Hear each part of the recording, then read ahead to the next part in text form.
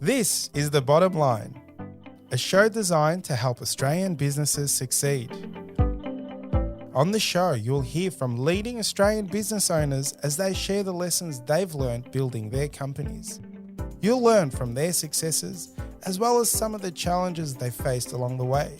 We also talk to experts from a range of fields who share specialised techniques you can use to improve your business. I'm your host, Savan Tuna, and I'm a director at Alexander Spencer, and I'm really passionate about helping Australian businesses succeed. As traditional boundaries blur, businesses must navigate a dynamic space filled with challenges. Pixels replace storefronts and clicks surpass foot traffic. A user-friendly website is a digital storefront. Mobile responsiveness is no longer a luxury, but a necessity. What are the online shopping habits of the audience? What platforms do they frequent? How do they engage with digital content? Research becomes the compass, guiding every subsequent decision. Embarking on the e-commerce journey requires more than just setting up a website.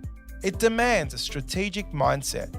In today's episode of The Bottom Line, we have the pleasure of having Todd Foot, the co-founder and CEO of Hatch Brands, a private equity investment firm acquiring and building niche e-commerce businesses.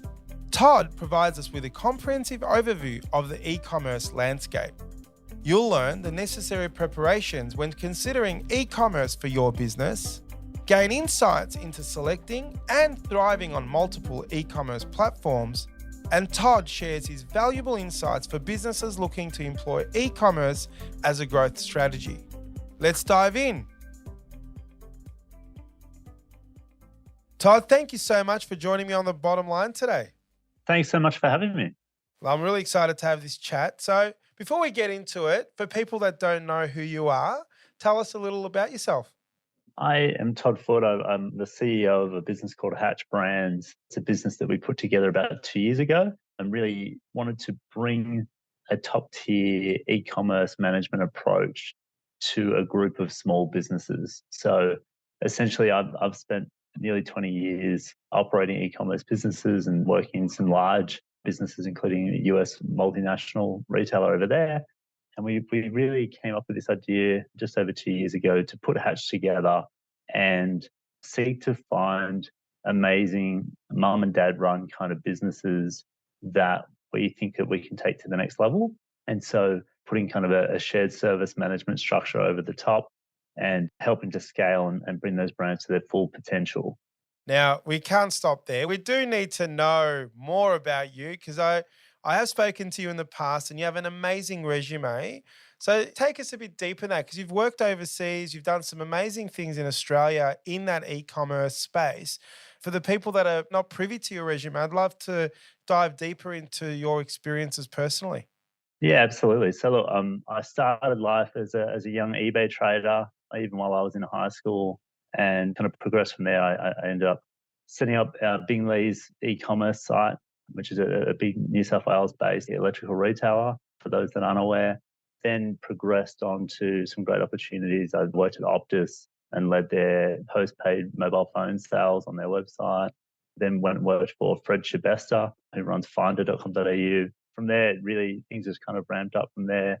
Went and spent some time in the US, worked for Bed Bath & Beyond, which sadly is a retailer that recently went through a big bankruptcy, but they were an enormous retailer. They had 1,500 stores at one point and were doing more than $1 billion in e-commerce revenue.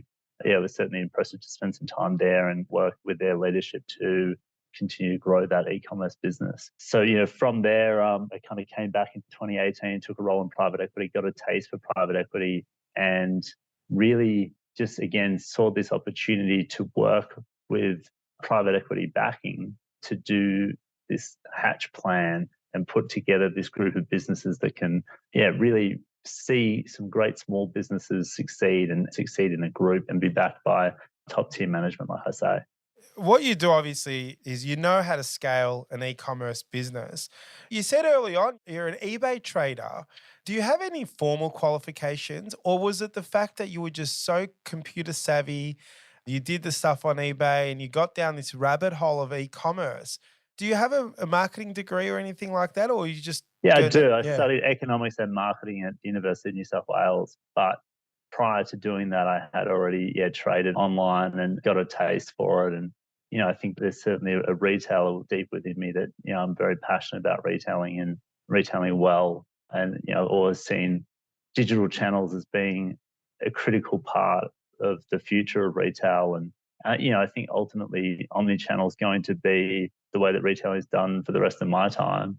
And certainly excited to help succeed and scale some big brands in Australia. So let's dive deeper into Hatch Brand. So you've co-founded it 2 years ago. You are the current CEO. What's the mandate? Do you acquire businesses to grow them? Do you do a 100% acquisition? Do you see yourself as a private equity firm? Tell us a little bit about Hatch Brands and what it does, and how does it sort of provide its services as Hatch in its own right. Yeah, absolutely. So it's certainly not private equity firm or anything like that. We do have, I guess, my fellow board members are from a private equity firm called Nash out of Melbourne, but this is a standalone business that has received investment and is here to invest into or acquire wholly great retail businesses that have big potential to scale in our eyes. Do you mind sharing who are the current companies within the Hatch Brands ecosystem? Yeah, so look, to be honest with you, our first acquisition was a business called Designer Chandelier, and that was a business that we saw great potential in. It was based out of Geelong originally. We acquired that nearly 2 years ago, and we've had great success since we acquired that business. And beyond that, we've seen some interesting times in the economy. A lot of these e-commerce businesses have had a big pullback in revenue since COVID went away, if you will, or at least since people could get back to stores. So we've been challenged in finding good opportunities post COVID, but we're starting to see that really shift. We have created another lighting brand called Piece by Piece, because we saw that as kind of the opportunity in the short term was to put in place a new brand and look to scale that. We're close on acquiring another business at the moment. So yeah, stay tuned on that one. Amazing. Now, let's dive into e-commerce. Let's talk about sort of things that you can do well and not so well. But before we get into it, what preparations should a business make when they've decided that e-commerce is part of their business strategy? So, some of those mum and dad businesses, especially the older ones, have been so used to the bricks and mortar retail outlet. What advice do you have for businesses that want to go down that e-commerce path? I'd say a few things. One, anyone can do it. I think that it's amazing the tools that are out there and the opportunity that exists. I'd probably compare it to landscaping and having a garden in your house and so on. And you might want to get some external advice early on just how to set things up well. Whether you set up a Shopify store and how you upload product and get the basics right. And then from there, it's that kind of maintenance piece. What do you do to expand and grow from there? And what are some great ways to market? I think that there are great opportunities to market very cost effectively right now digitally to promote your digital business using tools like Facebook, which is now Meta, Instagram, and TikTok. And I know a lot of people are probably quite reluctant to jump into platforms like TikTok, but the reality is what TikTok's done is really changed the way that people consume material. If you think back to the original Facebook days, it was all about your friends and just seeing your friends' content. And now we move to a TikTok model, which is being infused through Reels into Instagram, and Facebook's got stories and so on. And this model is an algorithm-based model whereby, based on your interest, they're feeding you content that they think that you want. And what that allows businesses to do is actually create great content. And again, this is stuff you can just shoot on your iPhone, nothing too complicated. That will intrigue a potential customer and get them to come and have a look at your website. And so for just the cost of producing the content, you're effectively able to now get in front of a number of people, depending on how well engaged it is and so on. Influencers can essentially get in front of millions of people without paying for advertising on the platform, and then be able to bring a chunk of those through to the brand that they're promoting. And so you as a business have the same opportunity to do that if you get creative with the content that you're putting up on these platforms. And how important is it to hire consultants and advisors early on? Because you mentioned tools a few times, and I do want to talk about your favorite tools later on. But before we get to that, is it there enough access to resources for businesses if they have the time to be able to do it themselves? If you've got the time to go and do the research, there's lots of great online portals where you can go on and read and learn how to do it.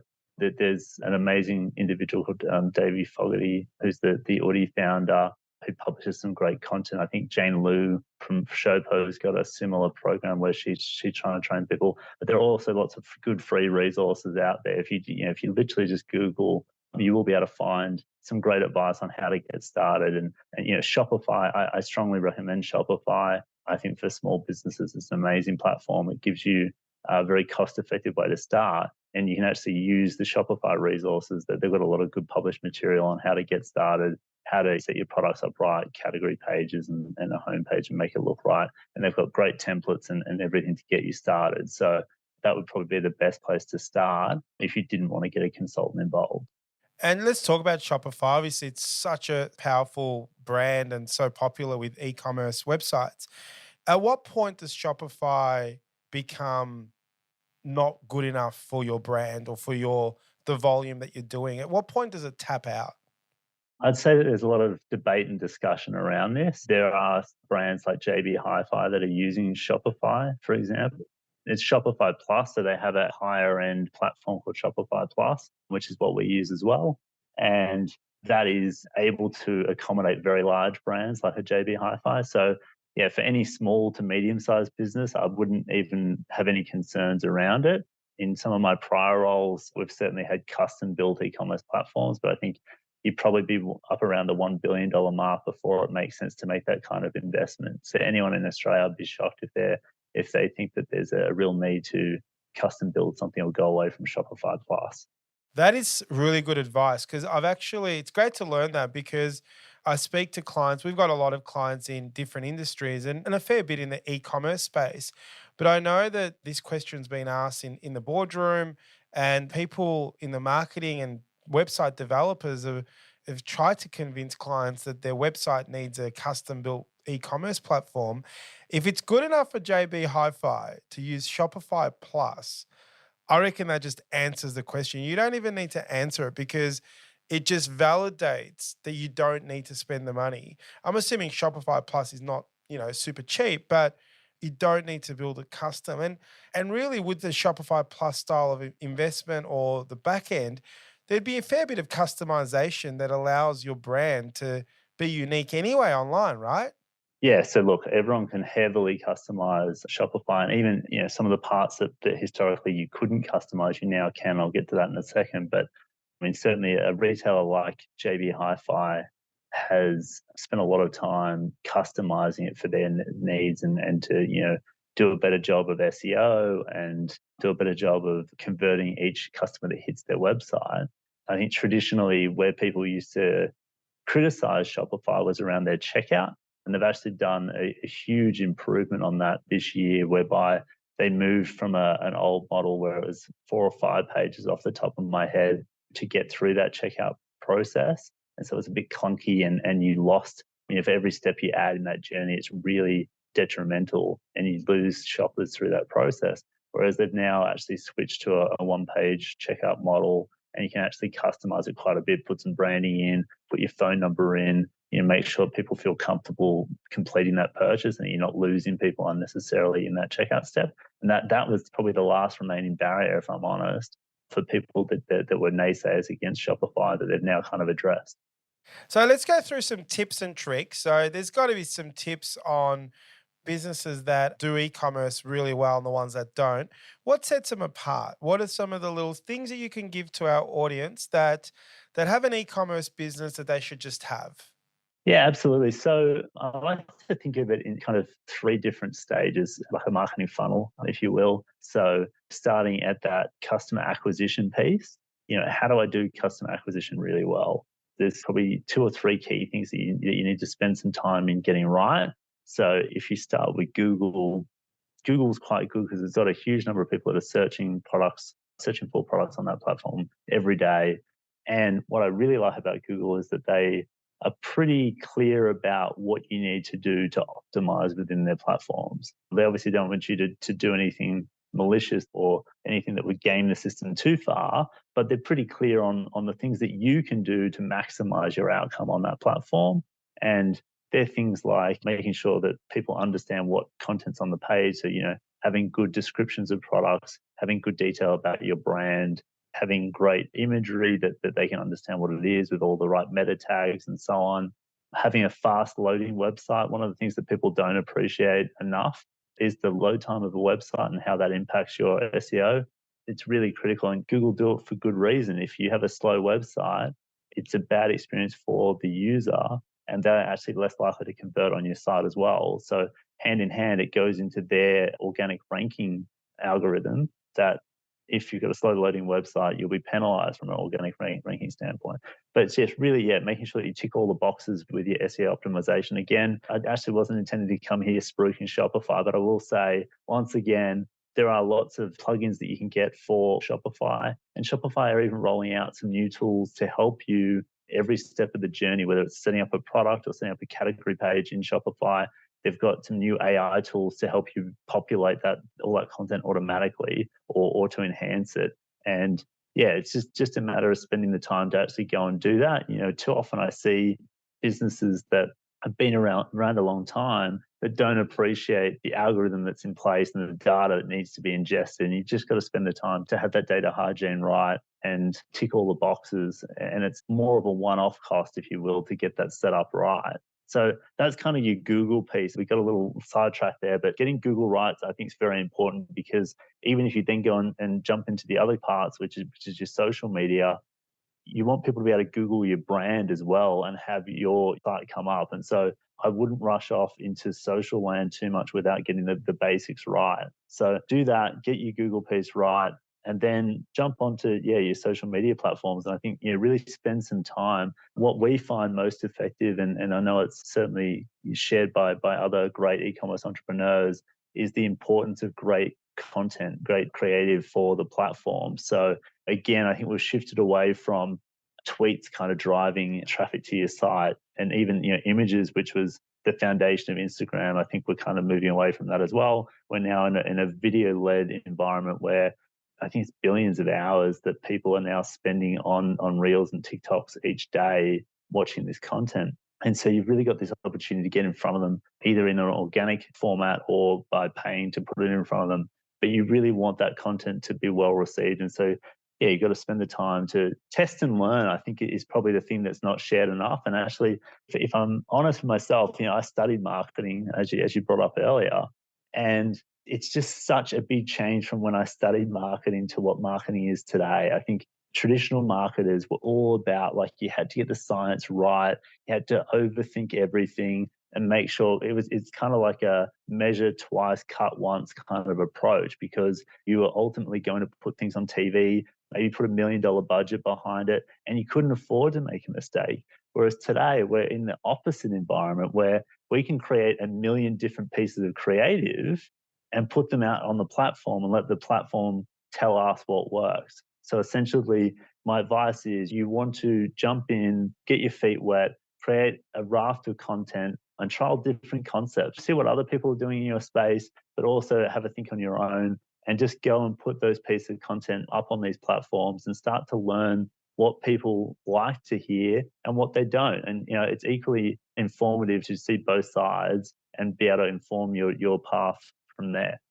Let's say you got them into the store, and using the old bricks and mortar analogy, the aim of the exercise is to eventually get them to your store. What are some of the tools that you use? I mean, I don't shop a lot online, I have to say, but on the times that I do, you get pop-ups with sign up to our newsletter, and then it's 10% off, and then I click away from that.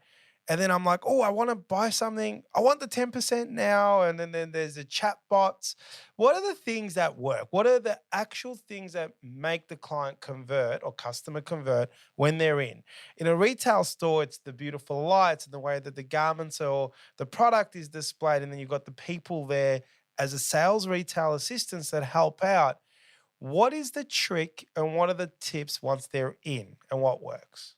Yeah, absolutely. So, look, I think first and foremost, you've got to get your navigation right and think through the user journey. So, I think it's really important to sit back and spend time on that. It depends on what type of retailer you are as to what makes the most sense. For our brands, we've got like this lighting brand designer chandelier. We find that the majority of people want to shop by a type of light. So they either want a chandelier or they want a pendant or they want a wall sconce, and so we often find people just kind of navigating using our menus to get to those things.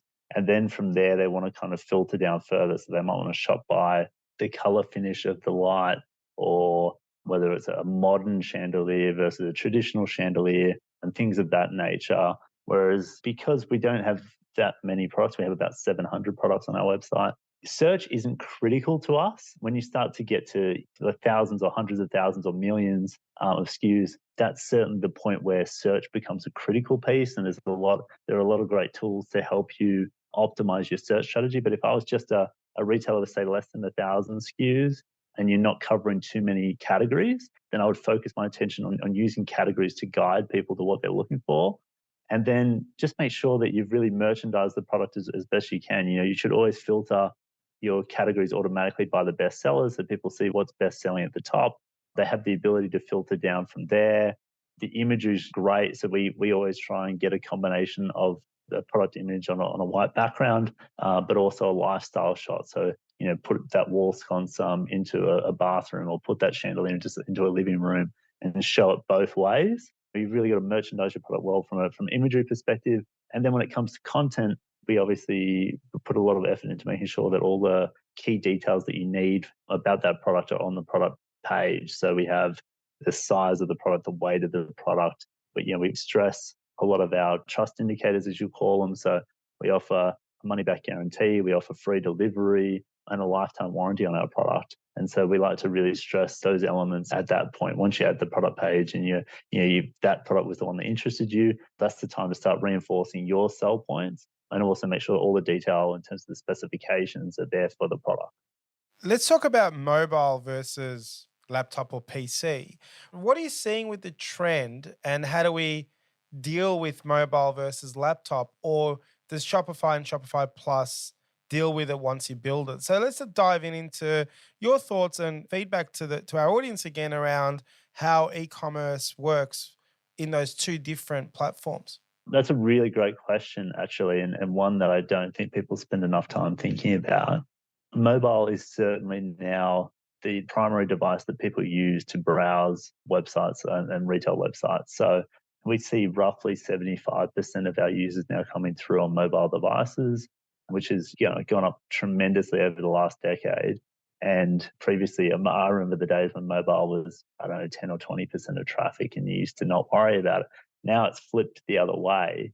It's very important that you spend the time to think about how your site's looking on a mobile. And often, I'd still say the majority of people, from what I see, will critique their own website on a desktop, which I think is a big mistake. I think if you're designing a website or enhancing a website, adding new features, new functions, whatever it might be, you should always actually start with the mobile view of your site and say, if I was a customer, does this work? Does this look right? Is this how I expected it to look? Does the user journey still flow the same way? And is anything broken?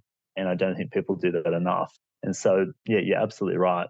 That from a behavior standpoint, we see the majority of our shoppers come through on a mobile device. However, there still is stronger conversion on a desktop. So what that kind of tells me is I'd still say the majority of people are willing to browse and complete their purchase on a mobile device. But I think we also see that there's a chunk of people that say, I'm going to do my browsing on a mobile phone and get a feel for who the players are, narrow my consideration set of products, and actually complete the purchase when I'm maybe at work or I'm at home on a desktop, and I just feel more comfortable because I can actually spend the time and not have to look at it on a small screen or whatever it might be. We see that there is still a proportion of customers that tend to kind of multi-device browse and shop. So going back to your main point, I would definitely focus my attention onto the mobile users. And Shopify certainly is great. Any template that you get these days from Shopify as the basis of your new site is going to be optimized for mobile.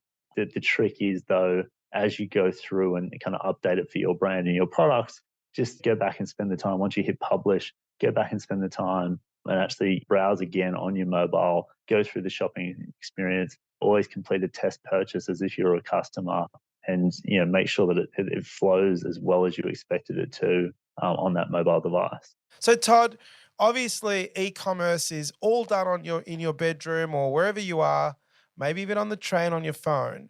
Once you place the order, it gets delivered. How important is that unboxing the product, how it's packaged, and all those things when it gets delivered to you and the way it's presented at your home? How important is that to the actual journey of an e-commerce business being successful? It is a critical piece as well that is often overlooked. I think people think, well, they already know what they bought. They bought it off our website. Why should we go to the effort to wow them on delivery? And I think you're exactly right. If, at the end of the day, people are used to buying things in a store where the boxes are well presented. A lot of thought goes into packaging in traditional retail settings. And so that shouldn't just be lost when it comes to buying online. And so, you absolutely want to make sure that, just starting from fulfillment, you want to, set the expectation right on when the customer's going to get this. So, when you are on your product page, ideally you try and share some detail about when stuff will ship out and how long it's going to take to arrive. So that's the first piece. So let's say we guide our customers that, depending on where you are, it's 1 to 3 days to receive our goods typically. And so you've set the benchmark.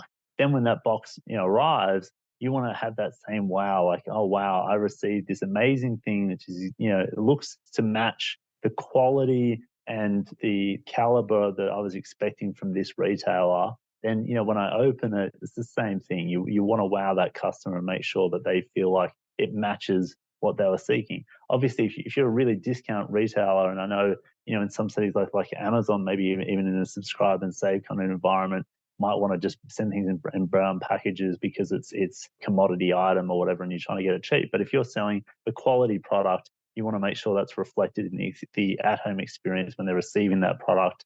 And I think the other thing that's overlooked in this is the branding piece. Depending on the types of items, I think Adore Beauty have a great case on this.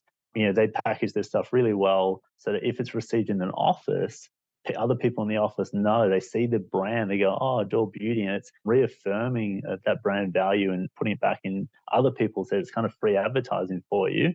And then Adore, we're smart enough to also just add in a Tim Tam. They're famously known for putting a Tim Tam in their boxes. So, you might have bought some makeup, get it shipped to your office, and it just wows you on the other end. And also, it gives you that opportunity to wow people that might be around you at that time as well, and actually acquire new customers for little extra cost if you've kind of done that just in some nice packaging in a Tim Tam. I agree with that. I think being an accountant that looks after e-commerce businesses, we do talk about this a little bit, and it's such an overlooked strategy. And I've seen a few clients do it well. I had one client that had a little QR code in the box. It was just a QR code, and it said "Scan me." That's all it said. You're gonna scan every single time, right? The customer scans it.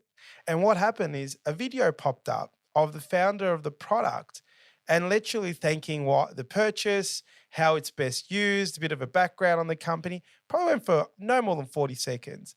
But he would have put in there things around Google reviews. If you don't like the product, we have a guarantee, send it back. But it was a video, and this was done a while ago. And it just worked a treat because you haven't even used the product and you have this, I don't know, not a buyer's remorse, depending on how much you spend on things, but sometimes when things come, did I need that? Did I not need it? The little trick that works. I think there's an element that you can do so much and be so creative on how you deliver that to the house. There was another client of mine that was very smart in the way they did it. They did their packaging, even though it went in a box, it looked like a gift, like what you would give to a child at Christmas. I mean, not with all the Santa stuff on it, but it had the bows and the whistles. I know it's probably done many times, but it really worked for the product that they had, that it came in like a gift, like it was wrapped at home. And I think some of these things can take time or money, but I think it just shows that you care about your customer even though you weren't there selling it to them and handing it to them at the retail store. So there's definitely a value in that, and it's underutilized. Now, we could talk about e-commerce for I love e-commerce. I wish you could just e-commerce accounting services, but maybe that's something I'm going to have to work on. I'd love to be an e-commerce accounting entrepreneur. But before we go, I've got my last question is your favorite tool. So we've talked about Shopify, but excluding Shopify, what are your favorite tools that you like as a plugin or an app on top of a Shopify or e-commerce that you think that our listeners that have a brand or an e-commerce brand should look and investigate in? Yeah, absolutely. Look, great question. Look, some of the fundamentals, Klaviyo is a no-brainer. So this is a modern email platform that integrates nicely with Shopify. It can be used on other platforms as well. But traditionally MailChimp was very well known in the space for emails. Klaviyo set its sights on just winning in the e-commerce landscape. And the way that they did that was they built a tool that is very sophisticated at doing email flows. So, what that means, what you mentioned before, customers seeing those pop-ups on their website, which we do as well. It's a great way to acquire new email subscribers that you'll hopefully convert into customers. Klaviyo is the platform to do that. You can put a little welcome offer. So we do, 10% off your first order. People sign up. They rarely buy in that session, but now you've got their email address. You've got this opportunity to curate the messaging to that shopper and actually understand. Klaviyo's got the smarts to say, well, hey, based on people that shop for gold chandeliers, we can actually curate the journey to be different to those people that are shopping for wall sconces, and really spend the time to tailor make a journey for each different type of customer that comes into your business and automate the whole thing. So you might have one flow that's just around your welcome offer. So, thanks again for subscribing. Here's your 10% off. And then 3 days later, if they still haven't made a purchase, you remind them about it, right? And that's all automated. And then you got the other flows, the browsing piece. So if you looked at red dresses on a website, you want to keep reminding people about red dresses, and you also want to reinforce your brand. Why should I buy from you? What are the trust indicators, the returns policy and the reviews that your business has? And you just keep following up with customers using Klaviyo as the tool to do that. And you can now do SMS as well. So that's probably one of the fundamentals I'd throw in there. I think there are also a great number of plugins that you should use on Shopify as well. There are a number of good review platforms, but I think reviews are really critical. I mentioned them, just even in your emails, you always want to showcase that you're trustworthy by way of user-generated content or reviews. And so, Yotpo is probably one that's quite easy to interact with and quite cost-effective. And then there's a number of others. We like to use a tool called Nudgify, which comes up with a little pop-up that says, hey, this product that you're looking at right now, it was actually purchased by somebody 6 hours ago, and it'll kind of give their first name and their location. And again, it's just about giving people comfort in buying from you. They might not have heard of your brand before. JB Hi-Fi don't need to do this, right? But if you're a mum and dad business, this is something I'd strongly recommend. It's just about giving that trust. Now, to your point previously, you don't want to overdo all these pop-ups, but you've got to just make the journey make sense. When people first hit your homepage, maybe you're giving them a sign-up offer. When they're on a product page, you're letting them know, hey, somebody's bought from you before. You've got the reviews from Yotpo on there. And then live chat. So we use an amazing platform called Gorgias. That's Gorgias. And that is fantastic. It was one of the first tools we put into Designer Chandelier when we acquired the business. And it enables you to get all the customer touch points into one central platform. So what do I mean by that? I mean, your phone, we direct our phone calls into Gorgias. We get our emails directed into Gorgias. We've got our Facebook and Instagram messages going into Gorgias. And we have live chat on our website going into Gorgias. And what that means is we can actually keep tabs on our customers and where they're interacting with us, and make sure that we've got the right people getting back to them, make sure that we understand what other conversations they've been having, make sure we understand what purchases they made. So Gorgias syncs in with our Shopify. It knows, hey, this customer who's calling you, they bought something from us a week ago. So they're probably calling in about that order. And so we can then automate a whole bunch of things to happen on that platform as well, whether it be automated scripts that say, if the inquiry talks about returns, send them all the details about how to return and send them to a return page, and automate as much of that so that it's not delaying the customer, and it's not taking up time with our staff either. We're trying to get the best outcomes for both sides. And so that's really powerful. Or just have other automations, like if they mention store locations, we give them the store locations. They want to know if they're about to purchase and they mention what's the money back guarantee. We can automate those messages rather than having a human actually populate that detail. It's just all there and ready to go and in one central spot. So they're probably the main ones that I'd recommend. Amazing. You're giving away all your secrets now, Todd. So you got to hold back. We could talk e-commerce all day. I love the space. I think it's amazing what Amazon have done. It's amazing what some of these other big brands have done in this space. And it doesn't mean our mum and dad small businesses can't do the same. So I want to say thank you so much for sharing your expertise with our listeners. You were very humble in your background. You are an absolute expert in what you do. And I want to say thank you for joining me on The Bottom Line today. And I wish you all the best with all your ventures with Hatch Brands. Thanks so much. Really appreciate it. And thanks for having us, Savan. This is The Bottom Line, a show designed to help Australian businesses succeed. This podcast was produced by accountancy firm Alexander Spencer. At Alexander Spencer, we've been helping business owners realise their goals since 1952. And we play a pivotal role in developing, implementing, and supervising the business goals and strategies of our clients. To find out how we can help your business succeed, head to our website, alexanderspencer.com.au. To make sure you don't miss an episode of The Bottom Line, be sure to subscribe to or follow the show in your podcast app. And while you're there, leave us a 5-star review. It really helps others find the show. I'm Savan Tuna, and we'll be back next episode with more tips to help you transform your business. And that's The Bottom Line.